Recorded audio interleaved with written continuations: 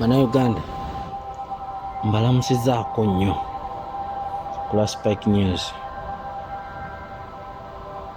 Olwaleero twagala kutunulirako ku bantu bano abazze babeera ba sipiika mu kya Uganda efuna obwetwaze n'obuzibu bwe bamala ne bafuna, okusingira ddala bano abaamala ne baddako nga nakyemalira amaze okutwala obuyinza. Uganda ebbanga lyebaddewo ebadde yakabeera ne basipiika 9. 8 ono Jacob Oulanyah yewo 9. Tugenda kutandika bwe tuti, mpuliriza tuwuliziganye, then onooba osobodde onookomentinga wansi awo, kubanga abantu bangi babadde bakimbuuza, bampeereza message wano mu inbox naye message nyingi ngamba tulina ekyogerako. Kakati mu mwaka ogwa 1962 ne 63 wakati awo waliwo omwaka gumu nga Uganda yakafuna ddala obwetwaze. Eyasooka okubeera sipiika baali bamuyita Sir John Boaz Graffin, yali muzungu kitegeera. Era ono y'omu era eyasooka okubeera Chief Justice wa Uganda mu kirabo. Era okufuuka Chief Justice nga tenafuuka sipiika, yasooka kubeera Attorney General wakati w'omwaka gwa 52 na 58 kitegeera. Oyo yali muzungu. Bwe yamala nga Uganda efunye obwetwaza nti baali bateekateeka, ye n'akola ki? N'asikamu ng'enjogera bweri n'agenda. Yasookera ddala okubeera sipiika nga Uganda yakafuna obwetwaze. Tuli mu kutunuulira Uganda basipiika bazze babeera wakati wa independence n'okutuusa ssaawa ya leero. Oyo omu. Owokubiri yaddako wa palamenti eyokubiri yali muyindi bamuyita Narendra Patel ekitegeera. Era ono y'omu eyasooka okubeera sipiika nga si muzungu naye muyindi. Bwe tugamba abazungu twogera ku bantu abava mu nsi za Europe and America. Europe and America wetyo kitegeera. Kati ono yali ava mu Asia. Yasooka okubeera nga si muzungu n'abeera sipiika wa Uganda wakati wa 63 ne 71. Ebiseera ebyo bano abasajja okufuuka ba sipiika babeeranga just appointed. Ndowooza enjawulo ya appointment ne election mugimanyi, naye nja gibawuliramuko kati. Appointed bakugamba bugambi, oba akakiiko katuula ne kaproposing erinnya bagamba kale ne bamusemba, si bino byakuba kalulu. That's appointment. Kati ono bwamala okubeera sipiika wakati wa 71 ne 79 mu kiseera kino President Idi Amin mwoyo gwa ggwanga, mwoyo gwa Uganda yali president, yajjawo palamenti. Kitegeeza tewali sipiika. Mu mwaka ogwo myaka 8 Uganda teyalina sipiika. Tewaliwo bannabyabufuzi bano abangi abazitoowerera ebyenfuna by'eggwanga ate nga tebalina kye bakolera abantu. Mukitegeera wakati wa 71 ne 79 tetwalina sipiika, kubanga mbadde mukibuuza nnyo nti lwaki. Amini bwe yajja ng'abadde mu gavumenti y'Obote alabye bannabyabufuzi bwe bakolamu ebintu ne ba sipiika nga tebayamba ggwanga kuggusa byetaago by'abantu, n'agamba nedda katusooke tujjewo ku bannabyabufuzi bano tulabe. Naye wootunuulira ebintu byakola mu myaka 8 nakyemalira bimutwalidde myaka 4 okumalawo okudistroyinga nga talina kyaziizaawo. Ndowooza olaba enjawulo y'omuntu nga munansi n'omuntu okubeera omugwira mu nsi ate nga mufirika. Bwe tuva ku oyo ne tugenda mu mwaka gwa 79 ne 8 awo nga Amin bamaze omukola ki okumuwunzika bamuwambye obote tu olwakomyewo. Mu myaka giri gye tusoose tujja kuddako emabega waliwo abakulembeze ba mirundi ebiri. Kabaka Nteesa yali president n'Obote nga ye prime minister. Kitegeera wakati w'egyo emyaka okutuukira ddala wano ku 71 Amin n'awamba. Kati bwe tuyingira mu mwaka gwa 79 nga Amin bamaze omuwamba ne 8 twalina gwe baali bayita Professor Edward Lugumayo. Ono kale teyali nnyo munabyabufuzi era yali musomesa Makerere. Kati bwe bamuyingiza mu bino then najja abeera ki sipiika wa paalamenti. Era yali mukugu nnyo mu by'amateeka naye yali muyivu. Kitegeera simanyi lwaki babadde nnyo basajja tetulina nnyo tetunawuliramu nnyo bakazi. Kakati bwe tuva ku oyo omukulu gwe bayita Edward Lugumayo ne tugenda ku 1980 ne 1985 sipiika yali Francis Butagira. Ono yali from Mbarara era naye yali muki lecturer e Makerere University. Kitegeera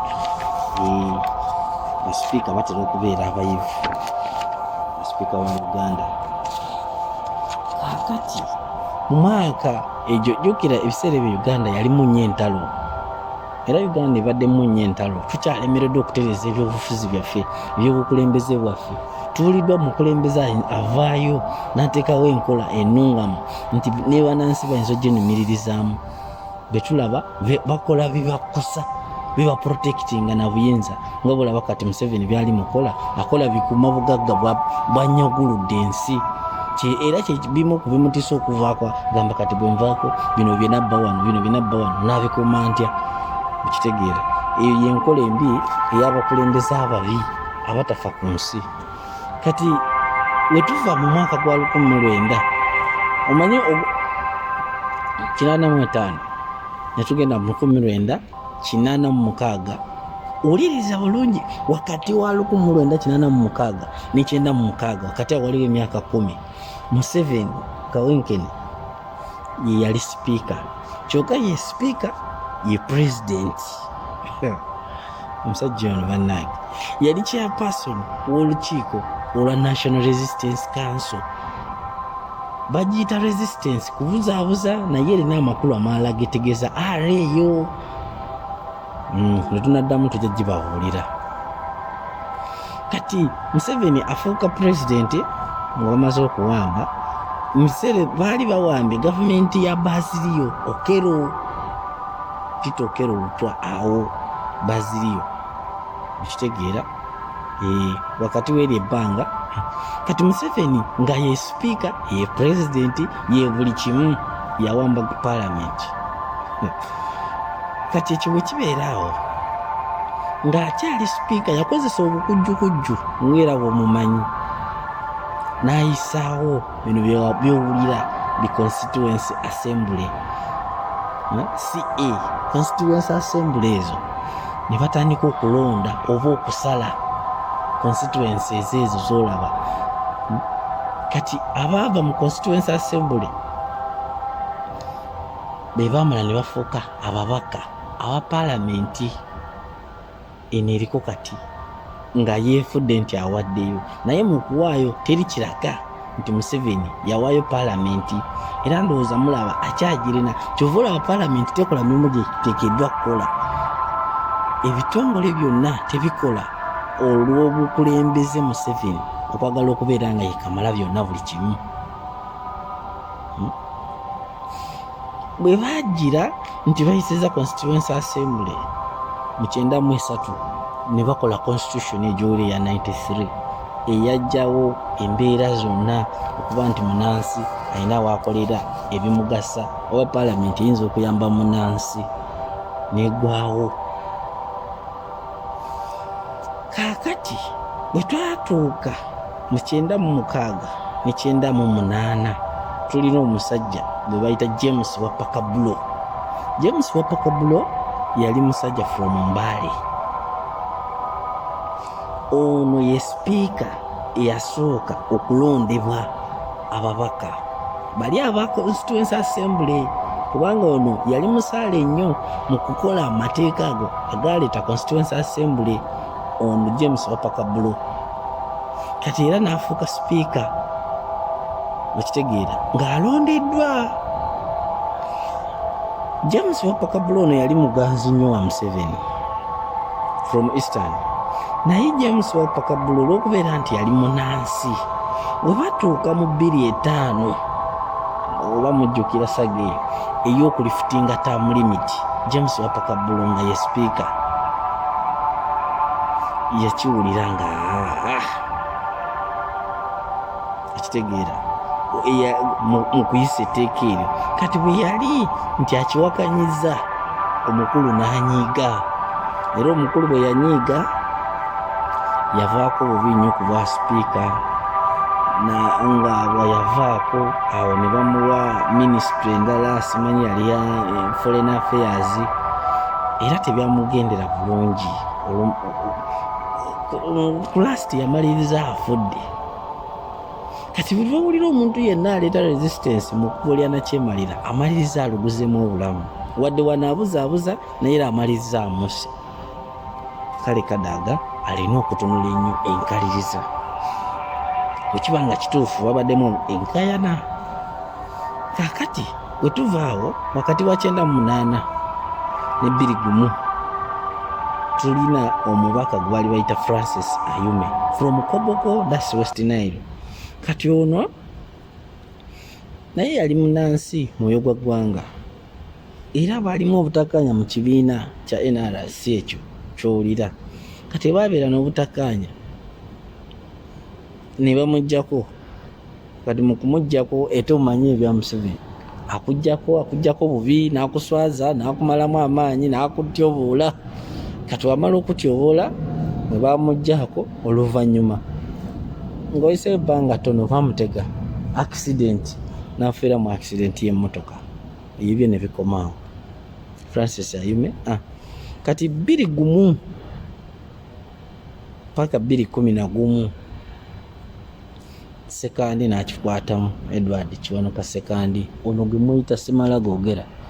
Kati Edward Kiwanuka Sekandi bwe yali sipiika, bintu bingi byakolebwa, bakoze eki, bayisiza ki. Kati bwe yali sipiika Edward Kiwanuka Sekandi nga bagenda okumukyusa, ono Sekandi yali amyukibwa Kadaga, jjukira, nga ye deputy speaker. Ebintu bingi byayitingana, ne ba speaker oyo ne bamalamu amaanyi Sekandi, oza bwe yakita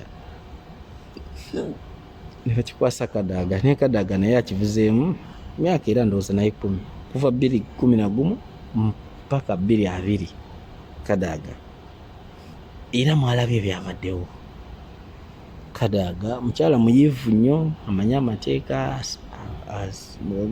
kwegamba ye mukyala yasooka okubeera ne law firm mu Kampala. Negamba alina ebintu bingi nnyo abantu bamwenyumiririzaamu, naye munange omuntu atamira ebyobufuzi ayonooneka, yerabira dignity n'atagamba nti oba nandiwaddeyo mu bulungi, wadde kale kagaati kabadde we kali, naye owaayo mu bulungi ebyala n'obikwasaganya n'osigaza erinnya nga ne international communities zimu zisigala zikwenyumirizaamu, n'omwana ow'obuwala nga mu Uganda oba ne Africa at large. Naye munange ebintu ebimu bituleetera okuzibwa amaaso. Kati Kadaga yasikiziddwa Jacob Oulanyah, era mwenna mwakimanye, era na Jacob Oulanyah ye yali omumyuka we, n'asikizibwa omukyala Anita Amongi from Eastern. Byebo abazze babeera ba sipiika ba Uganda, naye ekibuuzo ekyebuuzibwa, bano ba sipiika abamu bwe bamaliriza balagawa, kubanga bendaba abasinga wamala okubeera sipiika myaka giyitawo 2-3 n'afa. Kiki ekibatta? Ekyo kibuuzo kirowoozeeko. Ku lwa Spike News Uganda, nsigadde nze Spike, tulabagana olundi. Mukama ng'ayagadde.